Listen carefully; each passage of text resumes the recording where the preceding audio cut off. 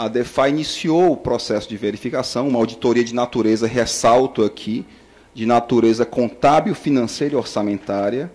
A DEFA apresentou um relatório no dia 10 ou 12 de março de 2017, e nesse relatório a DEFA ela apresentou basicamente três irregularidades de natureza contábil. Apontou o descumprimento da cláusula 31.1 do contrato, que estabelecia a exigência de se manter os recursos em conta vinculada, anulação ilegal de despesas realizadas e descumprimento do decreto estadual número tal, e, por fim, pagamento de despesas correntes com recursos oriundos de operação de crédito firmado com o objetivo de operação de despesa de capital.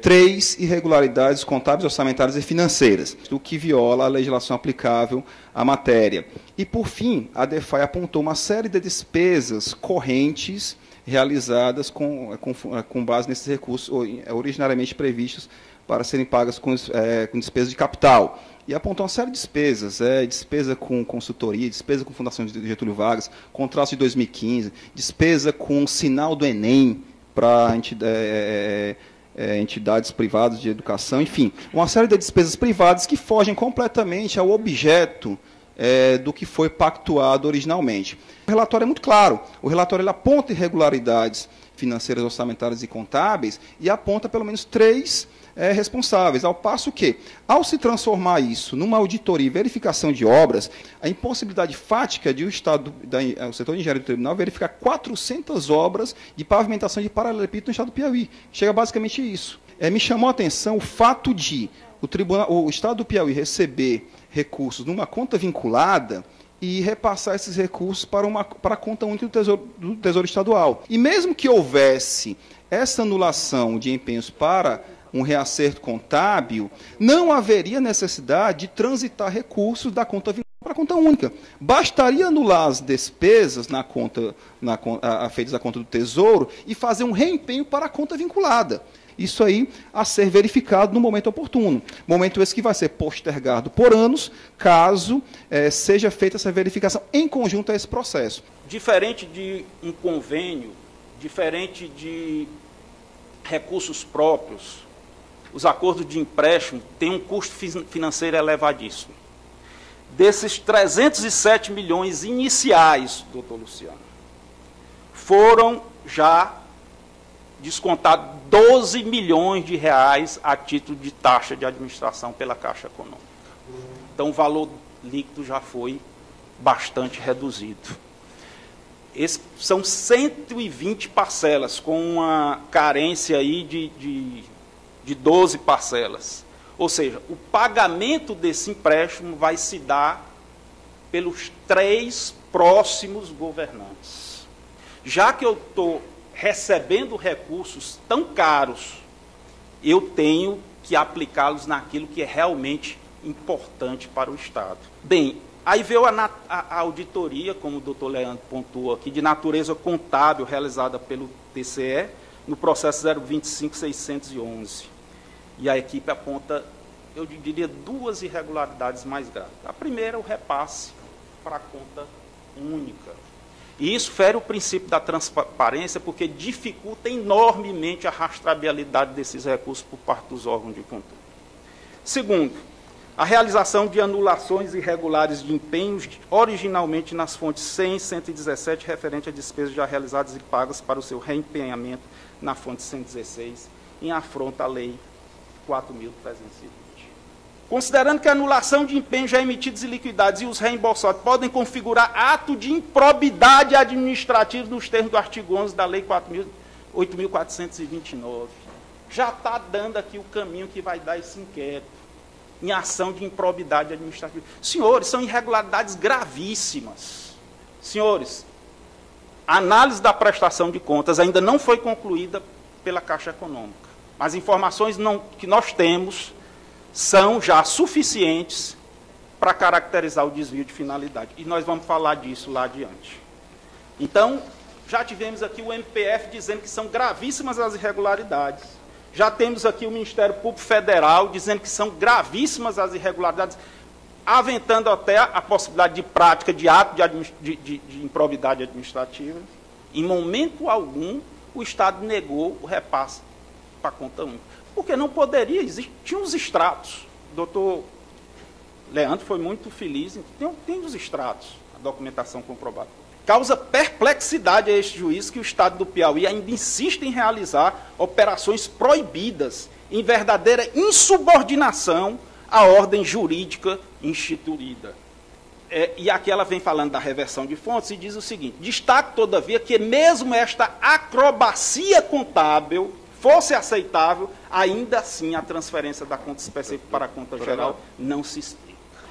Então, a reversão de fonte, a magistrada chama aqui de acrobacia contábil.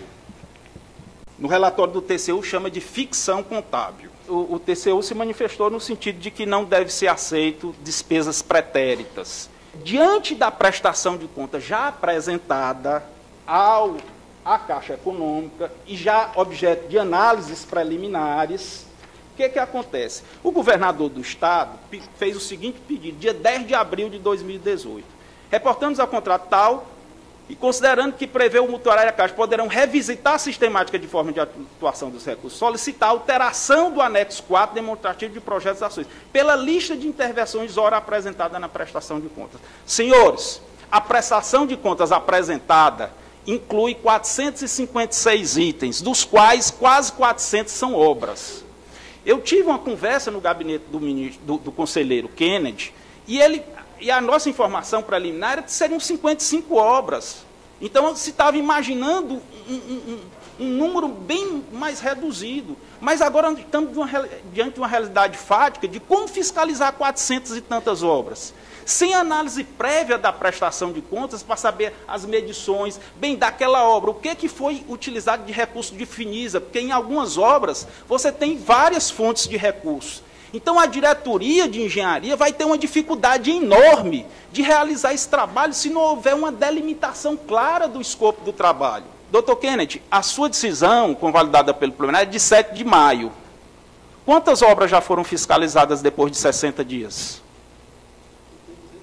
Pois é, mas assim, até agora nenhuma, porque não se tem esses elementos prévios, não se tem esses elementos prévios da prestação de contas que possam subsidiar, porque não é só ir lá na obra e ver se foi feito ou não.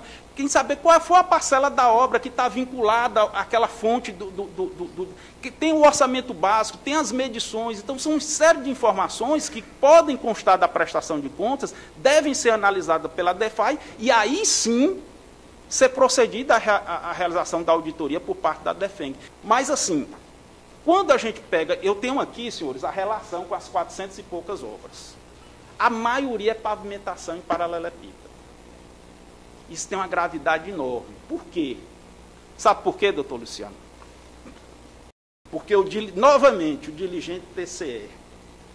Olha o que foi que aconteceu.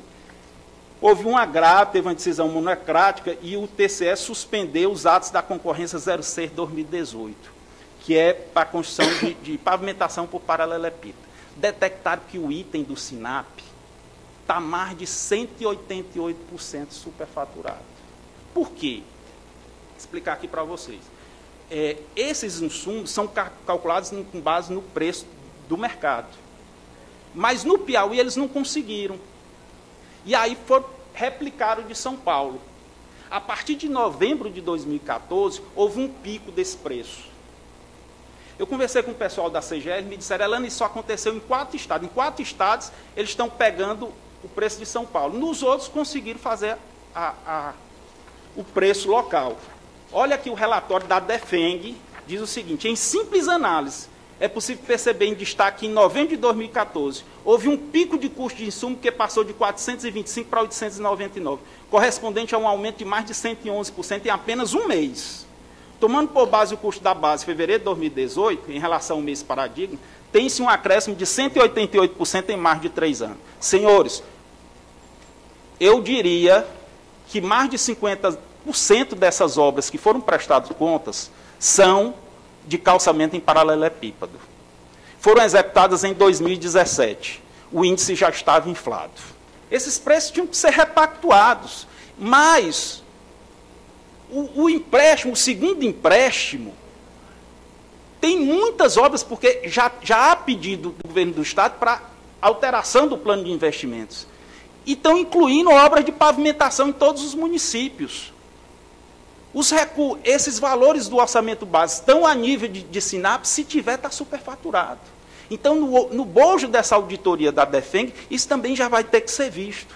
Foi dito, na defesa do Estado, que não houve pagamento, não houve desvio de finalidade. E aqui a Caixa diz o seguinte: pagamento de consultoria, 6.615. Supervisão de obra, 4.299. Pagamento de empresa de tecnologia, 17.246. Aplicação do sistema de avaliação da educação do Piauí, 1.512. Aquisição de equipamento material permanente mobiliário, 567 mil. Aquisição de laboratório de ciências, 144 mil. Plataforma educacional de preparação para o Enem, 9.675.492. Eu vou fazer uma observação sobre isso, doutor Luciano. Serviços educacionais jovens e adultos, formação continuada de professores, 2.276. Serviço de operação de plataforma de ensino, 5.262. Tudo isso aqui está fora do objeto do contrato. Isso aqui não são obras estruturantes. Está na prestação de contas apresentada e pré-analisada, porque ainda não foi concluída, na prestação de contas. Por último, esse item aqui, plataforma educacional de preparação para o Enem, foi pago mais de 9 milhões para a empresa Instituto Prêmio. Essa empresa, doutor Kennedy, até novembro de 2004, tinha como sócios a doutora Isabel Eulário Araújo Fonteles, com 19,99%, o ex-secretário de Fazenda, Rafael Tájara Fonteles, com 17,55%, e o senhor Francisco da Costa Araújo Filho, que é sogro do ex-secretário de Fazenda, com 50,01%, sócio majoritário. No dia 24 de novembro de 2014, a doutora Isabel e o doutor Rafael foram excluídos da composição acionária e repassaram isso para o doutor Adriano Silva Portela. Mas o doutor Francisco da Costa Araújo Filho continuou como sócio administrador. Claramente uma empresa familiar. Mais de 80% pertence a uma única família. Senhores, no mínimo, há um conflito de interesses aqui. No mínimo. Uma empresa que recebeu 9 milhões de reais só desta fonte. O Tribunal de Contas do Estado, com toda certeza, através da equipe da doutora Valéria, da DEFAI, vai se aprofundar sobre essa matéria. Será que esse contrato foi por inexigibilidade? Tem que ser visto. Será que esses preços são razoáveis? Será que foram obedecidos todos aqueles critérios do artigo 26 da Lei 8.666? Eu tenho certeza que a equipe técnica do TCE saberá responder a essas perguntas, porque foram pagos recursos de um empréstimo, que tinha como finalidade obras estruturantes, para uma empresa de propriedade do sogro do secretário de Fazenda. Isso é realmente questionável em termos de... tem que ser aprofundado pelo TCE, mas não fica uma coisa muito transparente. Isso tem que ser aprofundado porque foi pago com recursos desse empréstimo, segundo as informações prestadas pelo próprio governo do Estado à Caixa Econômica Federal. Então, a responsabilidade do TCE é muito grande, como é também da Caixa Econômica.